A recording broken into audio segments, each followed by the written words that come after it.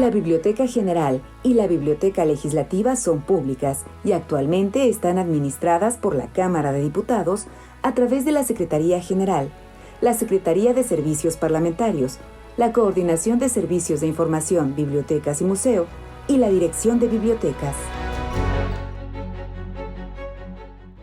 La biblioteca es uno de los primeros espacios, ¿no? O el primer espacio que se crea en la Cámara de Diputados cuando se crea la Cámara en el momento que se logra la independencia de nuestro país, ¿no? Ahí surge el Poder Legislativo y en el minuto 1 está presente la biblioteca. Y es así como realmente el conocimiento, al compartirlo, lo gozamos y sabemos que no es exclusivo ni de un ente, ni de una persona, ni de una institución. La institución se encarga de acuerpar, de arropar, de concentrar y todo. Conmemorar el aniversario de una biblioteca siempre va a ser muy valioso para una sociedad. La biblioteca significa para un pueblo, para una sociedad, para una nación, para una comunidad, conocimiento, preservar el conocimiento y la memoria. Y si se preserva el conocimiento y la memoria, hay permanencia. Las sociedades permanecen también a través de sus bibliotecas. Saludo también con respeto a los y las colegas de las bibliotecas y les agradecemos por todos estos 2 años de trabajo que han sido circunstancias especiales, pero estamos conscientes que la calidad de los servicios que ha ofrecido las bibliotecas nos han acompañado y son de gran utilidad para las y los ciudadanos que nos visiten.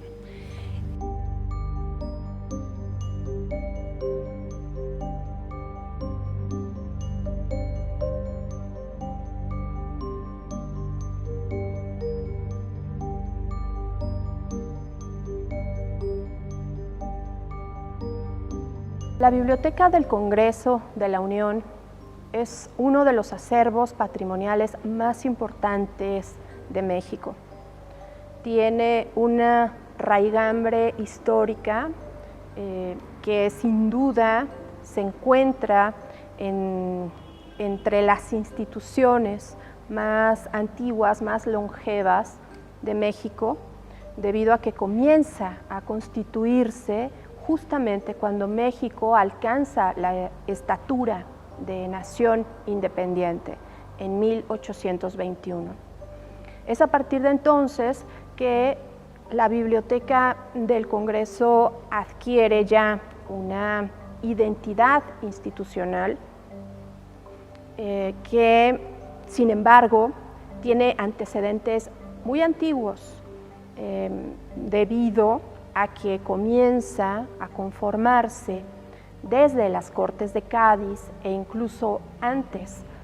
Hablemos, por ejemplo, de los tiempos de la colonia, cuando ya hay algunas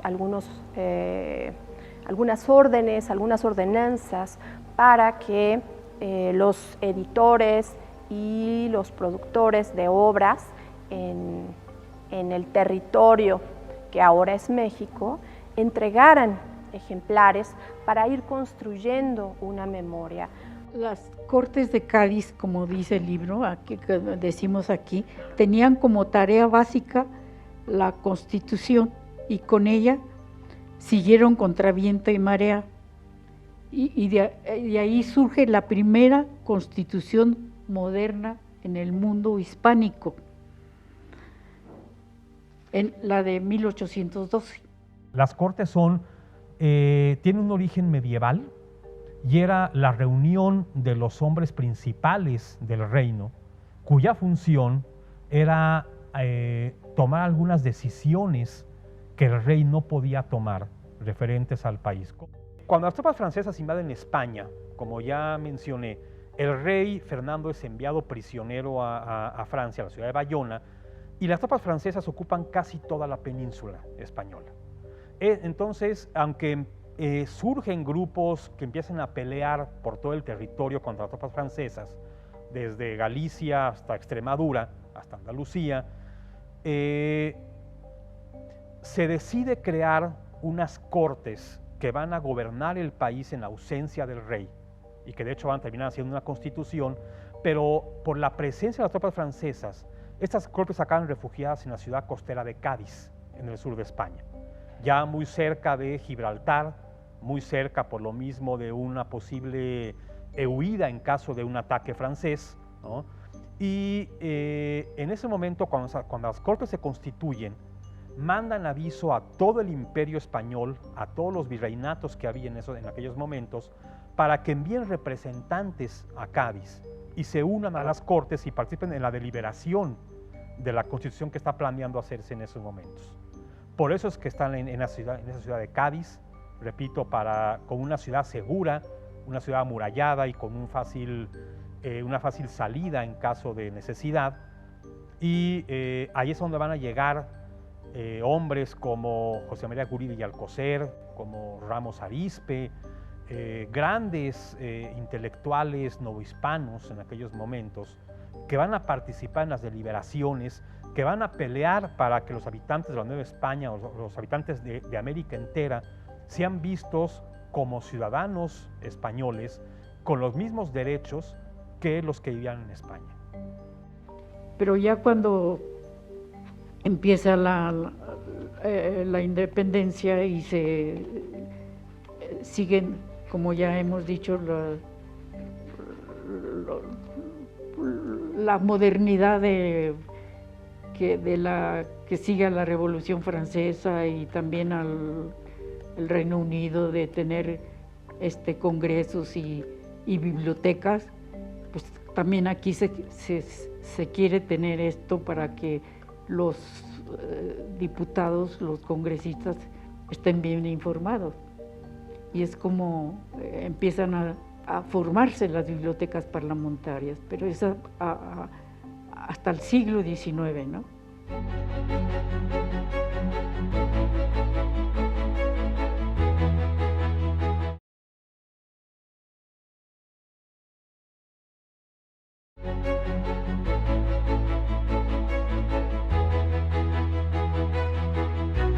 Cuando México consigue su independencia, el país tenía un serio problema en materia de bibliotecas, en materia de libros.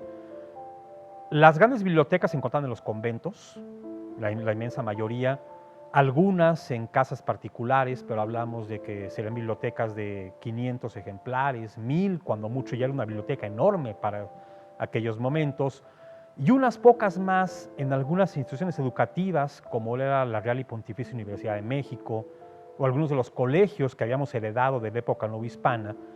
Pero el Congreso Nacional, ese primer congreso que surge en 1821, finales del 21, se da cuenta que para el quehacer parlamentario era muy importante contar con una biblioteca que brindara a los nuevos legisladores una fuente de conocimiento para poder ellos enfocarse en hacer las leyes que el país necesitaba.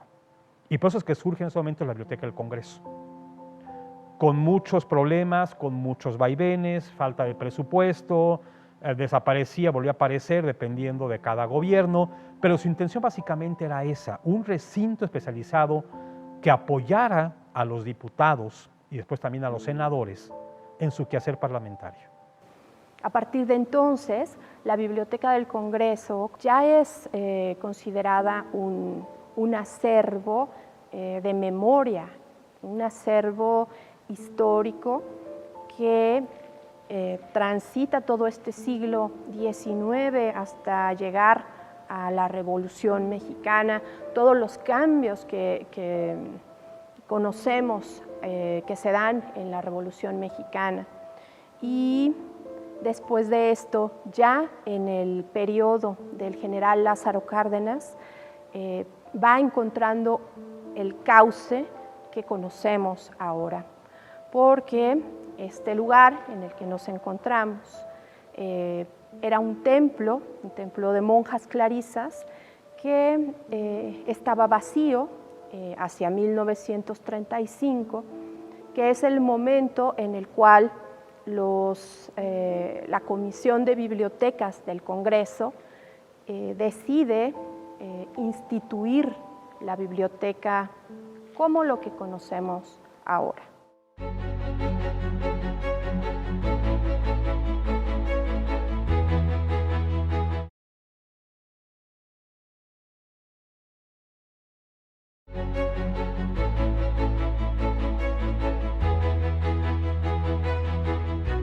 Es una historia que comienza con la primera piedra que se instala aquí en 1601.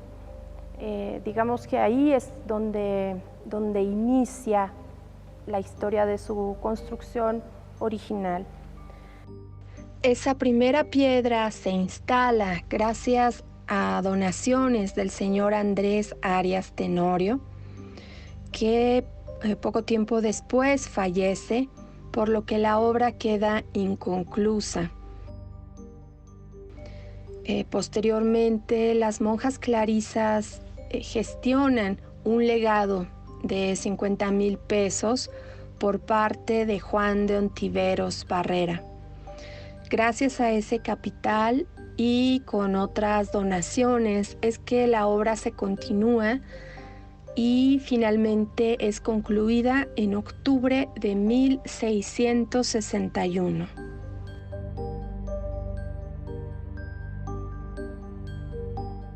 Posteriormente, pues todo el resto del siglo XVII y el siglo XVIII, este inmueble es, digamos, pues un escenario de tanto el fervor religioso de las monjas, y también es una escuela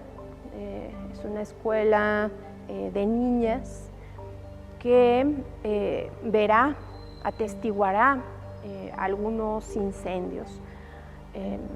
Afortunadamente, las llamas no logran terminar con la grandeza de estos muros, con esta fortaleza que se demuestra con cada uno de estos avatares. Y continúa siendo un convento de monjas clarisas hasta el siglo XIX. Después de que llega la independencia, después de todos estos cambios, constituyéndose México como nación independiente en 1821, la identidad de este lugar también se transforma, y se transforma de maneras, como decía, fascinantes, porque se convierte a momentos en un cuartel. Imaginemos que de haber habido aquí cantos y rezos, después llegan las armas, el correr de los soldados que se instalan aquí. También en otros momentos es una vinatería, incluso es una cantina, y también es un observatorio astronómico en algún momento, pues lo cual digamos que acentúa esta identidad de búsqueda que ha tenido siempre este inmueble desde que se fundara su primera piedra. Es fascinante la historia de este lugar, tanto como es fascinante la construcción de su acervo. Esta edición sobre la biblioteca del Honorable Congreso de la Unión, Antecedentes históricos, es su subtítulo, y se trata de una edición que retoma las principales directrices históricas que desarrollaron la doctora Rosa María Fernández de Zamora y la maestra Margarita Martínez Leal en una edición previa que fue publicada en la década de los 90. Esa edición que retoma la historia de la Biblioteca del Congreso desde 1821 hasta 1994, da un recorrido por todas las transformaciones de esta biblioteca hasta llegar a conformarse en los dos grandes acervos actuales, que son la Biblioteca General, donde nos encontramos ahora, y la Biblioteca Legislativa, que se encuentra en el Palacio Legislativo de San Lázaro. Bueno, cuando llegamos a la Biblioteca del Congreso de la Unión, ahí en Tacuba, digo llegamos porque la verdad el trabajo no es de una sola persona, es de un equipo, ¿no? Afortunadamente yo pude hacer un equipo que trabajamos muy a gusto y nos permitieron, además, tuvimos el apoyo de los diputados para hacer los cambios debidos, porque la biblioteca estaba pues muy descuidada, la verdad. Entonces la biblioteca de ahí de Tacuba, que era la biblioteca pública, digamos, la modernizamos y de acuerdo con aquellos tiempos, ¿no? Le enriquecimos su acervo, compramos bastantes libros, abrimos la estantería.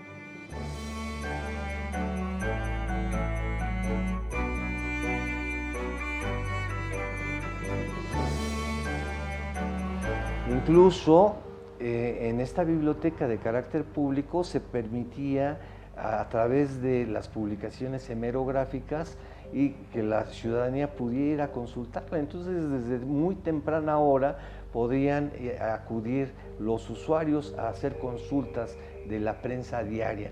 En ese entonces no había internet, no había estas posibilidades de tener acceso a información tan necesaria para la vida cotidiana, ¿no?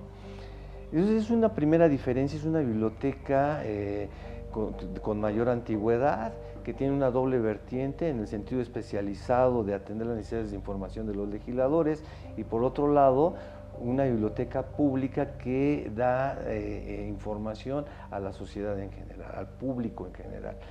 La Biblioteca Legislativa de la Cámara de Diputados se encuentra ubicada en el Palacio Legislativo de San Lázaro. Fue inaugurada en 1994. Como sabemos, es parte de la construcción del arquitecto Pedro Ramírez Vázquez, y comenzó a dar servicio. El primer día que dio servicio fue el 25 de julio de 1994. Es una biblioteca, al igual que la Biblioteca del Congreso, ubicada en Tacuba, en la calle de Tacuba, en el centro histórico, abierta al público. Ambas bibliotecas cuentan con los principales servicios bibliotecarios. La Biblioteca Legislativa tiene además una hemeroteca muy importante y varias áreas que dan información y servicio, referencia especializada, información sistematizada y bueno, otro tipo de servicios como préstamo interbibliotecario. Esta es la gran virtud que tienen ambas bibliotecas, tanto la Biblioteca General, la Biblioteca del Congreso, como la Biblioteca Legislativa. Son acervos que acercan al usuario, son acervos que ejercen un ejercicio democrático de acercar el conocimiento, de hacer público el privilegio. Los servicios que requieren los diputados, les hacíamos bibliografías y todo lo que no esperábamos que llegaran a pedirnos libros, sino que nosotros les ofrecíamos los libros, ¿no? De acuerdo con su especialidad que tenían en la Cámara, ¿no? Se le conoce como la Biblioteca Legislativa de San Lázaro. Entonces, esta biblioteca sí, en el propio espacio del Palacio Legislativo en San Lázaro, se dedica de manera primordial a atender las necesidades de información de los legisladores, ¿no? Ir generando reportes de investigación que atiendan a los asesores de las diversas comisiones integradas en el propio Congreso. La Biblioteca del Senado es una biblioteca parlamentaria, esta se funda en 1970 a instancias de don Jesús Romero Flores. Don Jesús Romero Flores fue senador de la República por el estado de Michoacán. Él fue también galardonado con la medalla Belisario Domínguez, es el máximo galardón que se entrega a distinguidos mexicanos. De esta forma, la Biblioteca Melchor Ocampo se conforma inicialmente por la colección personal de don Jesús Romero Flores.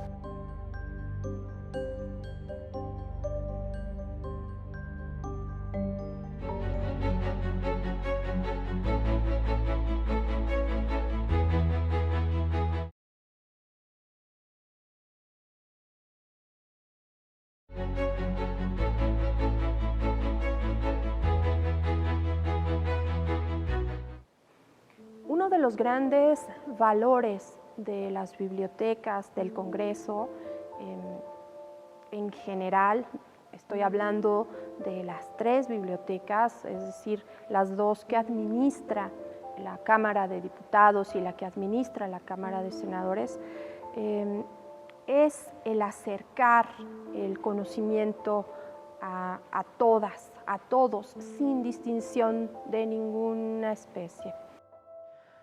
La importancia del patrimonio documental en una nación es enorme, enorme.